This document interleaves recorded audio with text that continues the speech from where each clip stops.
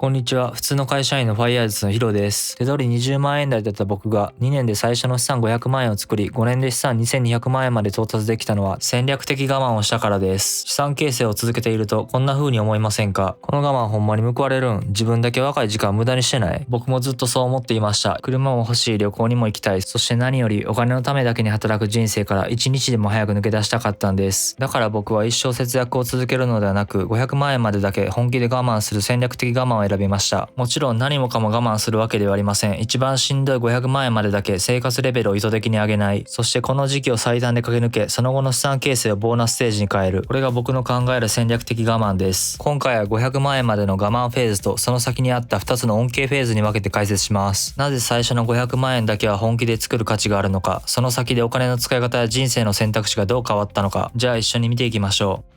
我慢フェーズ、資産0から500万円。まずはっきり言います。資産形成で一番しんどいのは0から500万円の時期です。まだ資産が生む利益が少なく、自分で稼ぎ自分で節約して雪だるまのシーンを作る必要があるからです。当時の僕はまずは最短で500万円を作ることを目標にしてました。もちろんここで言う最短は人と比べた速さではありません。自分の生活を壊さない範囲で出せる自分なりの最短です。そこで意図的に作ったのが収入は社会人、支出は大学生という少しバグった状態です。車は買わない、移動はずっと安い原付、iPhone は壊れる寸前まで使う、昼食は300円、鶏胸肉をよく食べ、水は毎日2リットルのペットボトルに入れて持っていく。雨の日も原付で会社へ行き、車買えばと言われても笑って流していました。また節約だけではなく収入を増やす努力もしました。500万円を作るまでの2年間は期間限定でほとんど遊びに行かず、その時間を本業の手取りを上げるための資格勉強や副業、投資、簿記2級の勉強に充てました。結果資格を取ったことで本業の手取りも上がりましたし、副業も波ありますけど平均すると月数万円を稼げるようになりました。つまり僕は支出を下げるだけではなく、同時に収入も上げながら500万円を作っていきました。そして生活に必要なお金を残した上で浮いたお金はできる限り投資へ回す。具体的には最初は生活防衛資金を貯めながら旧積立 NISA で毎月3万3000円を積み立てていました。生活防衛資金が100万円くらい貯まってからは旧 NISA だけでなく特定口座も使って月平均15万円まで投資額を増やしました。そして2年で作った元本は約380万円になりました。今だけ我慢すれば絶対後楽、それだけを信じてました。会社の人からはそんなに節約して我慢してどないするんと言われたこともありました。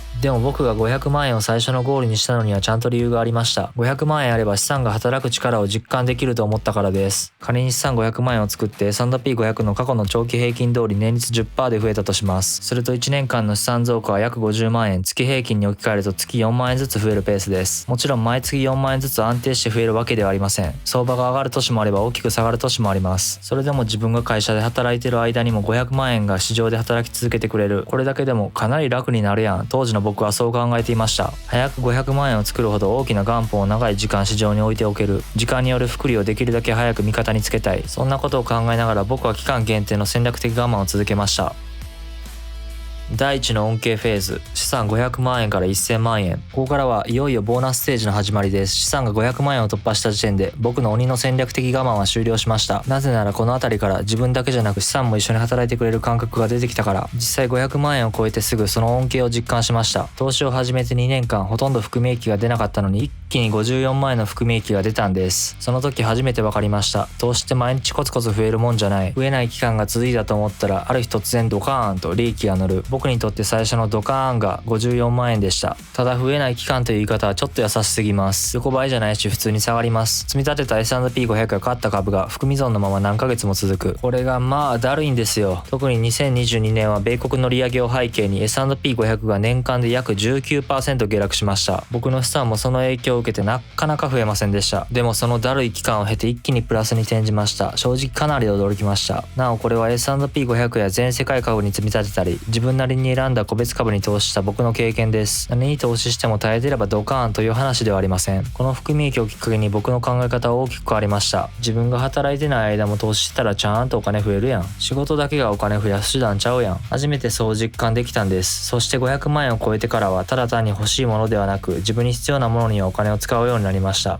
例えば副業で使うパソコンを買ったり、スマホを買い替えたり、当時使っていたのはバッテリーが完全に死んだ iPhone8 です。でもさすがにもうええやろうと思って iPhone12 に買い替えました。もちろん最新機種でありません。いらんな思ったので型落ちの中古を選びました。我慢を緩めたからといって何でも買うようになったわけではないんです。僕が優先したのは未来の自分の収入や自由を増やしてくれるものでした。とここまでカッコつけて話してきましたが、僕も最初から上手にお金を使えたわけではありません。僕には黒歴史があります。実はこの頃僕は30万円近くドブに捨てるようなことをしました。最初に高額な Windows のゲーミングノートを買ったんですが、使ってみるとあれ俺の用途やと Mac の方が圧倒的にええやんと気づいたんです。結局その半年後に23万円の中古の Mac を買い直しました。最初のパソコンはほとんど使わず故障。アホなことしました。もちろん30万円近い失敗なので普通にだるかったです。でも不思議とそこまで落ち込みませんでした。生活や積み立て計画が崩れる状態ではなかったからです。資産が少ない時は大きな買い物の失敗が致命傷に感じます。でも資産500万円ぐらいあると失敗しても立て直せる余裕が生まれる。お金を使えるようになったこと以上に僕にとって大きかったのはこの心の余裕でした。なんかイージーになったな。これが僕が資産500万円を超えて感じた一番大きな恩恵です。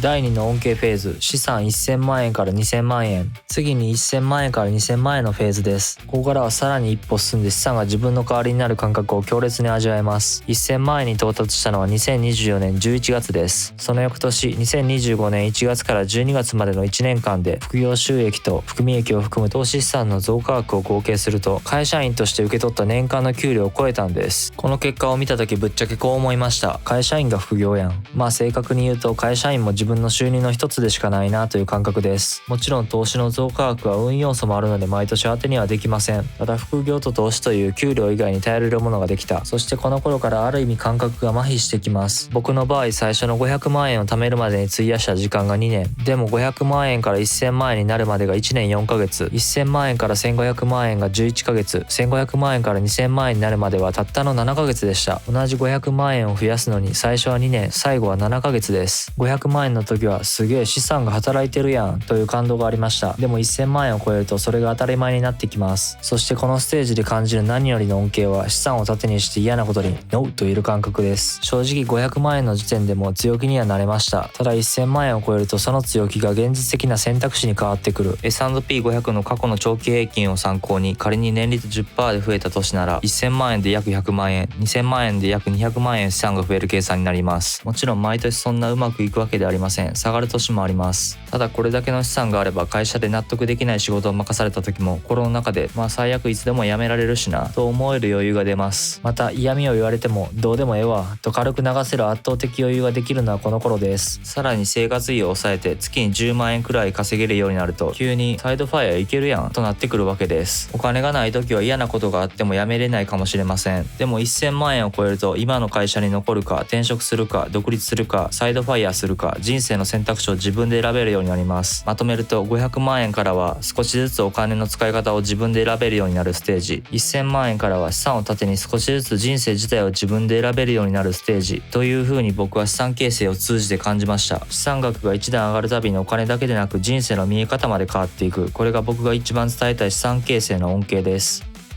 まとめ、今日は最初の資産500万円までの戦略的我慢とその先に待っていたボーナスステージについてお話ししました。資産2200万円になった今、振り返ってみても僕にとって一番大きかったのは最初の500万円です。500万円を超えた頃の内訳は投資元本が約380万円、そこに含み益が約54万円乗って生活防衛資金として現金を約120万円持っていました。僕の場合投資元本が360万円を超えたあたりから相場の上昇も重なって利益の出方が明らかに変わった印象です。よく投資の効果を実感するのは1000万円からと言われますが、実際に投資してきた僕の感覚では元本360万円ぐらいでも相場次第で生活が少し楽になるほどの金額が動き始めます。また現金で120万円ほど持っていれば相場が下がっても急な出費があってもあんまり不安になることはなかったです。もちろん500万円が全員にとっての正解ではないかもしれません。収入も生活費も家族構成も違います。だから大切なのは一生節約すると決めることではなく、自分はいくらまで何のために頑張るのか、ゴールを決めておくことだと思います。僕は一生節約するために500万円を作ったわけでありません。この先の人生でお金を理由に我慢し続けなくていいように、最初の500万円だけ本気で我慢しました。終わりのない我慢はただただ苦しい。でもゴールを決めた我慢は未来の自分を楽にする戦略になります。あなたが今資産形成の一番しんどい時期にいるなら、こんな生活一生続けなあかんのと考えなくても大丈夫です。まずは自分なりの最初のゴールを決めて、そこまでの期間だけ本気で走ってみてください。その先では自分だけでなく積み上げた資産も一緒に働いてくれます。だから僕が本気で走ったのは最初の500万円までだけです。一生我慢するんじゃなくて、最初の500万円までだけ本気で我慢して資産形成のスタートダッシュを切る。これが僕の戦略的我慢です。じゃあ最初の500万円だけ本気で我慢した僕はその後どうなったのか。ぶっちゃけ時間が経つごとにどんどん人生イージーになっていきました。このチャンネルでは普通の会社員がファイヤーを目指すまでの過程を、生々しい実際の数字を出しながら等身大の過程をこれからも発信していきます。もし今日の話が参考になったらチャンネル登録よろしくお願いします。それではまた次の動画でお会いしましょう。